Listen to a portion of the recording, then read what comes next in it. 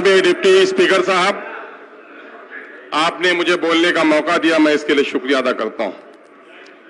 और मैं इस वक्त मोअज़्ज़ज़ वज़ीर आला जनाब नीतीश कुमार साहब की जानिब से जो विश्वास प्रस्ताव पेश किया गया है, मैं उसके समर्थन में खड़ा हूं। हरचंद के इस गठबंधन ने, चाहे वजीर आला हो या नायब वजीर आला हो, इस गठबंधन ने मेरा समर्थन नहीं मांगा, लेकिन उसके बावजूद भी समर्थन में खड़ा ही नहीं हूं, बल्कि मैं पूरे मंत्रिमंडल को मुबारकबाद भी दे रहा हूं। क्यों दे रहा हूं? उसकी वजह क्या है? उसकी वजह यह है कि मजलिस इत्तेहादुल मुस्लिमीन कभी मुफाद की सियासत नहीं करती, हम वसूलों की सियासत करते हैं।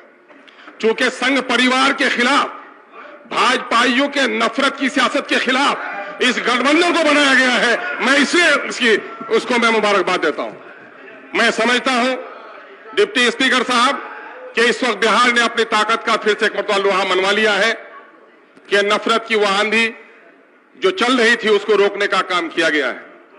लेकिन मैं समझता हूं कि इस वक्त हमारे वजीर आला और नायब वजीर आला दोनों के दो बड़े नारे हैं। एक का नारा है कानून की हुक्मरानी और दूसरे का नारा है समाजी इंसाफ। तो मैं समझता हूं कि भाजपाइयों ने जो नफरत की आग में खुद जल गए, और इन्होंने जो वादा किया है, यह वादा इनको निभाना पड़ेगा। इसलिए मैं गुजारिश करना चाहता हूं। गुजारिश क्या करना चाहता हूं महोदय, कि देश की राजनीति, जब तक देश आजाद न हुआ था सब लोग ये कौम थे, लेकिन देश की आजादी मिलते ही भाषावाद, जातिवाद और क्षेत्रवाद के नारे गूंजे। नतीजा हुआ है कि राजनीति कहीं न कहीं जातिवाद का शिकार हो गई है। जातिवाद के शिकार होने के नतीजे में यादव भाइयों को मौका मिला सत्ता में आने का, यादव समुदाय का भाइयों की तरक्की हुई। कुर्मी भाइयों को मौका मिला, नीतीश कुमार जी आए तो कुर्मी भाइयों को इंसाफ मिला, आगे बढ़ने का मौका मिला। राहुल गांधी आए तो राहुल के परिवार को फायदा मिला। लेकिन मैं पूछना चाहता हूं, अशफाक और हमीदुल्लाह के खानदान के लोगों को कब इंसाफ मिल पाएगा?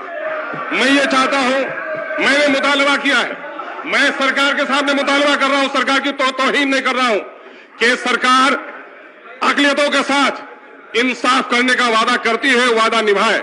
मैं उम्मीद करता हूं अलीगढ़ के मसले हल होंगे तथा 371 के तहत जो स्पेशल जोन करार देने की बात सीमांचल से उठी है, जिसका समर्थन जनाब तेजस्वी साहब ने भी जाकर किया है, मैं समझता हूं कि इस पर जरूर यह सरकार विचार करेगी।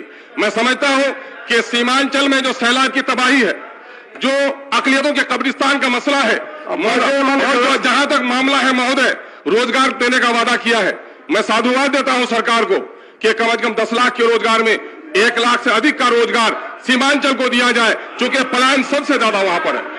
और मैं समझता हूं कि अल्पसंख्यकों के कब्रिस्तानों पर जो नाजायज कब्जा हुआ है, यकीनन है कि उसको आजादी मिलेगी।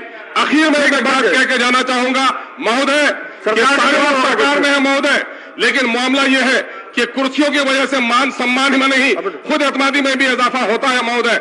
और मैं समझता हूं, मैंने सरकार से अपनी पार्टी की ओर से मुतालबा किया था कि ऐ काश आप एक अक़लियत के दरमियान में से एक नायब वज़ीर आला, एक मुख्यमंत्री पेश कर दीजिए, ताकि अक़लियत को, समाज को भी मिले कि चूंकि अक़लियत के समाज ने अब की बार का जो गठबंधन की हुकूमत बन रही है, सबसे ज्यादा ढोल और खुशी के पटाखे अगर किसी ने फोड़े हैं तो अक़लियत के समाज के लोगों ने फोड़े हैं। इसलिए अक़लियत के लोगों को इंसाफ दिया जाएगा।